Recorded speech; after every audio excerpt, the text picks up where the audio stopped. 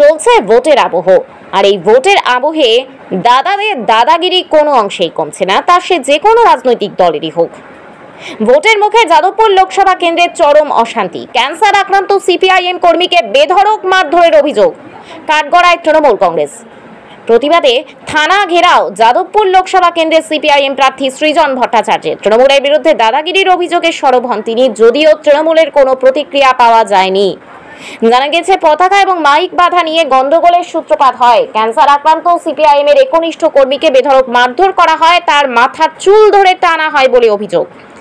এদিকে কেন্দ্রীয় নির্বাচন কমিশনের কাছে কোনো অভিযোগ না করে এদিন সৃজন বলেন, মানুষ দেখছে, মানুষ ভোট ব্যাংকে এর প্রভাবটা ফেলবে।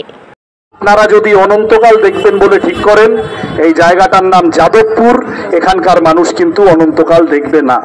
হয় দুষ্কৃতীদের বন্দোবস্ত করুন, গ্রেপ্তার করুন, ক্রিমিনাল রেকর্ড আছে, তারা প্রভোগ করছে এখানে অশান্তি বাঁধানোর জন্য। আমাদের কাছে নির্দিষ্ট খবর আছে কোন এলাকায় কোন কনস্ট্রাকশন তৈরি হচ্ছে, তাতে কোথা থেকে কারা এসে ভোট বানচাল করার চেষ্টা করবে, লুট করার চেষ্টা করবে। আজকে বলে গেলাম, আপনার ব্যবস্থা নিয়ে নেবে, নিজের ভোট নিজে দেওয়ার তার বন্দোবস্ত হবে, সেটা ভালো হবে না।